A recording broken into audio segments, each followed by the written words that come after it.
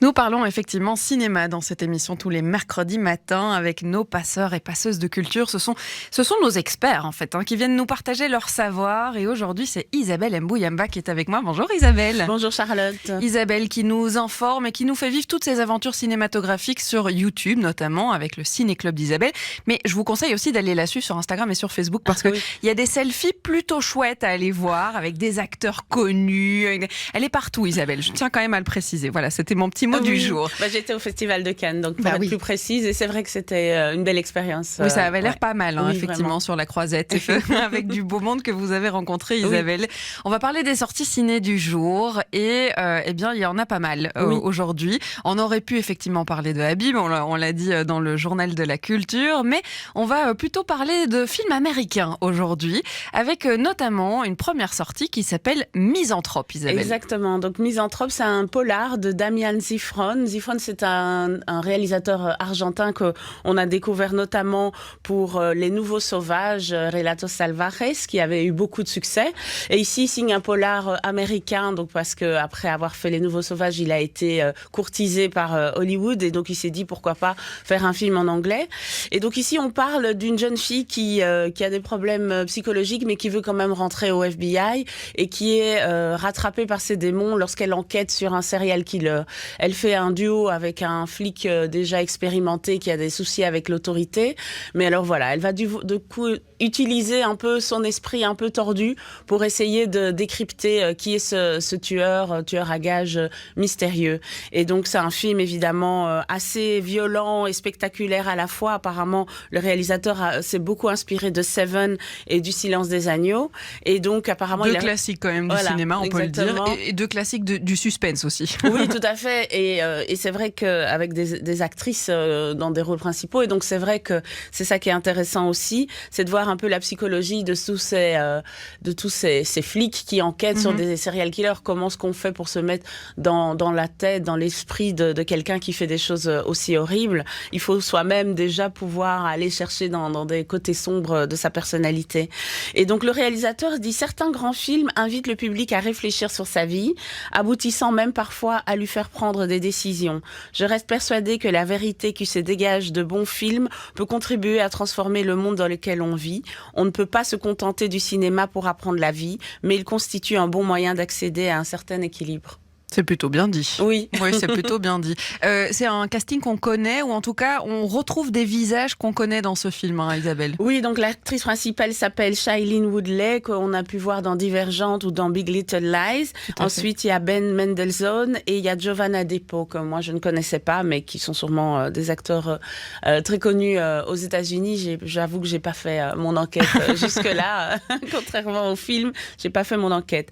Mais donc voilà, on peut peut-être passer un petit extrait ? On peut effectivement passer un petit extrait, et puis évidemment on parlera dans quelques instants de vos autres coups de cœur et des autres sorties, mais donc ici un petit extrait de ce film Misanthrope. I'd be working for the Bureau. You were rejected by the Bureau. It was your psych eval that did you in. Aggressive, addictive, antisocial. This is the profile of people we arrest, not hire. I think you got talent. I need you to use it as fuel. To bring me something new. Voilà, on l'a vu, elle n'a pas le profil en fait. Non, et c'est ça, il dit, c'est pas le genre de gens qu'on engage, mais plutôt qu'on arrête. C'est fou comme phrase. Oui. Mais au final, c'est ça qu'on vient chercher chez elle. C'est justement ce côté tordu, et c'est ça qui va l'aider, j'imagine, à élucider tout ça. L'enquête. Exactement. Donc le film sort à l'UGC de Brooker et à Kinépolis. Voilà, pour Misanthrope, c'est donc l'une des sorties du jour. Ça n'est pas la seule, puisque nous allons retrouver une actrice que nous aimons bien à l'écran et que nous voyons partout en cette année 2023. Elle a peut-être préparé effectivement l'arrivée d'un bébé qui est imminente. Oui, elle est toute belle avec son ventre. Elle a joué dans tous les films à peu près franco-belges qui sont sortis en 2023. C'est donc Virginie Efira qu'on retrouve dans L'amour et les forêts. De nouveau, Isabelle, dans un rôle plutôt fort, on peut le dire. Oui, on peut le dire. Donc en fait, pour commencer, donc moi je suis une grande fan de Valérie Donzelli, la réalisatrice. Et quand j'ai vu l'affiche de son premier film et que j'ai vu que c'était Virginie Efira, j'avoue, je me suis dit, encore Virginie Efira. Pourtant, je l'aime beaucoup, mais c'est vrai que je trouve qu'on la voit beaucoup. Mais il faut bien admettre qu'à chaque fois, elle est incroyable. Donc c'est vrai qu'on est un peu dans un paradoxe comme ça, où au final on voit le film et on se dit finalement c'était bien que ce soit elle.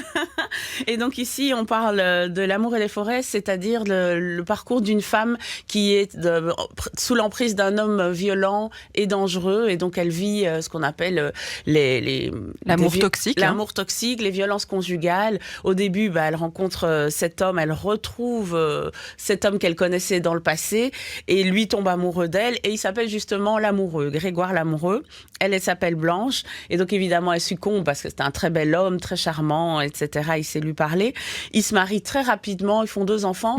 Et puis ils déménagent, donc ça l'éloigne de sa famille, donc sa sœur jumelle, sa maman qui vivent en Normandie. Et petit à petit, elle se sent prise dans un étau qui se resserre de plus en plus et elle se rend compte qu'elle est dans une relation toxique. On va écouter un extrait de la bande-annonce. On verra effectivement que l'ambiance change très vite en fait entre l'histoire d'amour, les papillons et le côté évidemment très toxique de la relation. T'étais où ? Je veux que tu répondes à la moindre de mes questions. T'étais où ? Oh Blanche, je t'aime tellement. Je vous préviens, le chemin va être long. Je devrais dire des choses qui vous font souffrir. C'est une guerre. C'est une guerre, c'est une histoire de femmes surtout, ici. Exactement, c'est un film féministe, clairement. C'est vraiment une histoire de femmes. Ça raconte aussi comment, d'abord cette descente aux enfers, comment on fait pour remonter, quels sont les soutiens qu'on peut avoir quand on est dans cette situation-là. Parce qu'au début, il y a la honte et on n'ose pas en parler, que ce soit aux amis, aux collègues. Ce garçon, son mari, l'isole quand même aussi de sa famille. Donc c'est plein d'aspects qui sont abordés là. Donc il faut quand même préciser que c'est basé sur le roman d'Eric Reinhardt. Et donc, c'est un drame psychologique très réussi selon moi. Moi, j'étais très bouleversée après. Il y a vraiment des scènes très intenses. Les acteurs sont très investis dans leur rôle. Et vraiment, il y a vraiment beaucoup de subtilité dans le jeu des acteurs. Il y a un gros travail qui a été fait au niveau du jeu d'acteurs. Les 2 sont incroyables. On y croit vraiment. Vraiment, on est à fond dedans. On est avec elle. Et bon, évidemment, on a envie de s'en sortir. Et en même temps, Melville Poupeau, parce que voilà, c'est quand même lui qu'il faut citer. Melville Poupeau, on ne sait pas très bien si...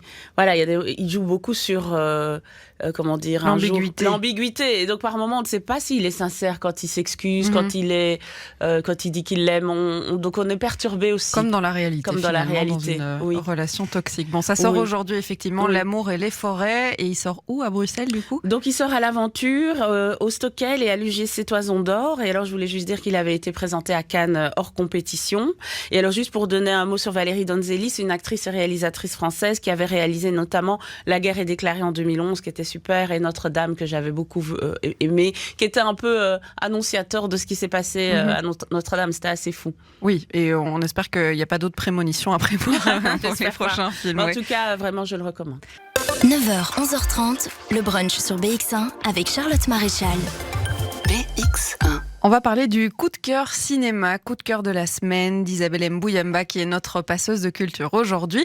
Et je pense que c'est un film qui, moi, va me plaire. Je ne l'ai pas encore vu, mais j'ai vu la bande-annonce pour préparer cette séquence. Et ça a l'air d'être un film tout en sensibilité. Ça s'appelle A Good Person. Alors, ça sort aujourd'hui, si je ne me trompe pas, ou c'est déjà sorti ? C'est déjà sorti, Il est sorti il y a déjà, je ne sais plus exactement, le 31 mai peut-être. Mais il est toujours à l'affiche. Il est toujours à l'affiche, effectivement. Et donc, on peut le voir notamment, je vais commencer cette fois-ci par où on peut le voir. Ouais. Aux 2 UGC et au Kinépolis. Et donc oui, c'est un film très sensible. Moi, je dois avouer que j'ai pleuré, pas à chaudes larmes, mais j'avais quand même des larmes qui coulaient régulièrement pendant que je le visionnais. Donc la question, c'est comment aimer son destin, et même si on ne l'a pas choisi. Donc voilà, une fois que les choses nous arrivent, qu'est-ce qu'on fait pour faire face. Et donc en fait, Alison, qui est interprétée par Florence Pugh, que j'aime beaucoup, voit sa vie basculer après un accident meurtrier. Elle sombre dans la dépression et l'addiction aux antidouleurs, mais elle retrouve Daniel, son ex-futur beau-père, et celui-ci va l'aider à reprendre goût à la vie. Et donc c'est un film sur la culpabilité, l'acceptation, le pardon, le deuil, la vie en général. Et donc voilà, il y avait vraiment une volonté du réalisateur Zach Braff de parler de quelque chose qu'il connaissait bien, et il l'a mis à l'écran de façon magistrale. Les 2 comédiens fonctionnent très bien à 2, et il y a énormément de scènes très émouvantes. On va passer un extrait de la bande-annonce, et je ne vais pas encore dire, parce qu'on n'a pas encore donné le nom de l'acteur principal, qu'on va à mon avis reconnaître avec cette voix. For the model train enthusiast, we lord over a world where the neighbors are always kind, The lovers always end up together. Allison, every memory I cherish has you in it. I love you. And the trains always take you to the far-off places you always swore you'd go.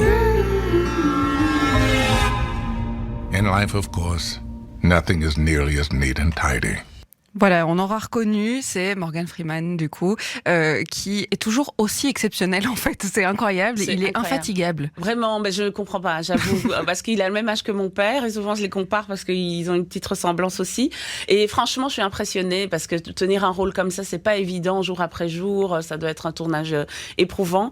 Mais le duo fonctionne très très bien, tout le casting est exceptionnel, c'est un très beau film.